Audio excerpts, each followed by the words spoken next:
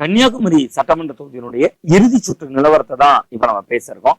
கன்னியாகுமரி தொகுதியை பொறுத்தவரை அதிமுக சார்பில் முன்னாள் அமைச்சர் தளவாய் சுந்தரம், திமுக சார்பில் வழக்கறிஞர் முன்னாள் மேயர் மகேஷ் அவர்கள், அதே போன்று நாம் தமிழர் கட்சியுடைய சார்பில் மரிய ஜெனிஃபர், அதே மட்டுமல்லாம தமிழக வெற்றி கழகத்தினுடைய சார்பில் மாதவன், இந்த 4 பேருக்கு இடையில போட்டி நிலவுகிறது.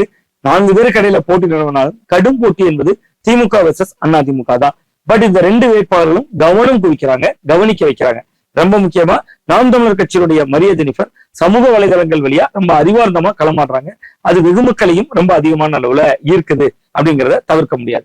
தமிழக வெற்றி கழகத்தினுடைய வேட்பாளர் மாதவனை பொறுத்தவரை இந்து, கிறிஸ்தவர்கள், இஸ்லாமியர்கள் ஜாதி அடிப்படையில அந்த தொகுதிக்குள்ள வலுவாக இருக்கக்கூடிய இந்து நாடார், பிள்ளைமார் அப்படின்னு பல்வேறு சமூகங்களுக்குள்ளாகவும் ஜாதிகளுக்குள்ளாகவும் விஜய் ரசிகர் மன்றத்தினுடைய அடிப்படையில ஒரு ஓட்டு வாங்குறார்.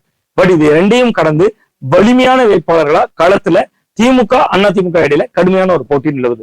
இதுல யாரு முந்துறாங்க அப்படின்னு பாத்தீங்கன்னா, தொகுதியில ஏற்கனவே சிட்டிங் எம்எல்ஏவா இருக்கக்கூடியவர் தளவாய் சுந்தரம். அந்த தொகுதி மக்களோடு நீண்டகால அனுபவம் கொண்டவர். கிட்டத்தட்ட ஒரு 25-30 ஆண்டுகளா அந்த தொகுதிக்கும் அவருக்குமான பரிச்சயம் இருக்கு.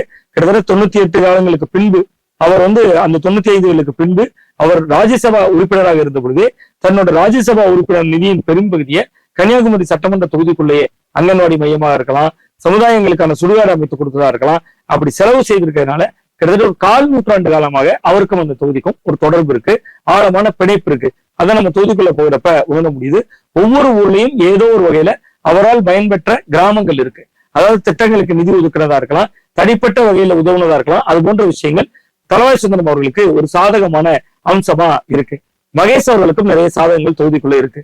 தொகுதிக்குள்ள மிக முக்கியமான அவருடைய சாதகம் என்னன்னா, திமுக அரசுடைய திட்டங்கள், நீங்க மகளிர் உரிமை தொகை தொடங்கி புதுமை பெண், நான் முதல்வன், தமிழ் புதல்வன் திட்டம் போன்ற திட்டங்களால பயன்பெற்ற பயனாளிகள் மத்தியில, ரொம்ப குறிப்பா மகளிர் கிடைக்கக்கூடிய அந்த 1000 ரூபாய் மத்தியில மகேஷ் அவர்களுக்கும் ஒரு குட் நேம் இருக்கலாம்.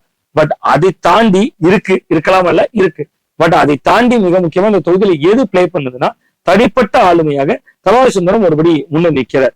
மகேஷ் அவர்கள் நாகர்கோவில் தொகுதியில் போட்டிட்டு இருந்தால் நிச்சயமாக வெற்றி பெற்றிருக்கக்கூடும், அல்லது ரொம்ப வலிமையான தாக்கத்தை ஏற்படுத்தி இருக்கக்கூடும். ஏன்னா அவர் நாகர்கோவிலுடைய மேயராக இருந்தவர், அங்குதான் கடுமையான களப்பணியும் செய்திருந்தார். இந்த தொகுதியே அவருக்கு முதல்ல புதிய தொகுதி. பட் இந்த தொகுதி புதிதாக இருந்தாலும் தோவாலை ஒன்றியத்துல இந்த தடிக்காரங்குளம் சுற்றுவட்டார பகுதிகளில் இருக்கக்கூடிய சிறுபான்மையினர் வாக்களை அதிகமாக இருக்கிறார். கடற்கரை வாக்கள் எப்பொழுதும் திமுகவுக்கு சாதகமாக இருக்கும். இந்த முறை கடற்கரை வாக்கல்ல 50% அளவுக்கு திமுகவும் 50% அளவுக்கு இதர கட்சிகளும் பிரிச்சுக்கிறாங்க. காரணம் என்னன்னா, தாவேக்கா அங்கு கடுமையான தாக்கத்தை ஏற்படுத்துது. சோ அந்த அடிப்படையிலும் இதை நம்ம அணுக வேண்டியிருக்கு. சரி, தாவேக்கா இந்துக்கள் மத்தியில தாக்கத்தை ஏற்படுத்தலையா, பாஜக ஓட்டெல்லாம் அப்படியே வரப்போதான்னா, அது பாஜகவினரும் அதிமுகவினரும் கவனிக்கவும் உணரவும் மறக்கக்கூடிய, தவறவிடக்கூடிய ஒரு மிக முக்கியமான பிரச்சனை இருக்கிறது. கடற்கரைகள்ல எப்படி ஓட்டுப்பிளவு இருக்கோ அதே போன்றுதான் சமவெளியிலையும் அவர்களுக்கு வாக்குப்பிளவு இருக்கிறது. சோ அதனால பெரிய லீடிங் வருவதற்கான வாய்ப்பு இல்லை. இந்த தொகுதியில் ஒரு குறைந்தபட்ச வாக்கு வித்தியாசத்துல, அதாவது ரொம்ப குறைந்தபட்சம் என்பது ரொம்ப 5000 கீழேயும் போயிடாது, அதே கடந்த முறையை போல ஒரு 17,000 அதிகமாகவும் தாண்டி விடாது. ஒரு குறைவான ஒரு லீடிங்ல இங்க அண்ணா திராவிட முன்னேற்ற கழகம் திரு தளவாய் சுந்தரம் அவர்கள் வெற்றி பெறுவதற்கான ஒரு வாய்ப்பு இருக்கு அப்படிங்கிறத இப்போதைய கலை யதார்த்தமாக இருக்கிறது.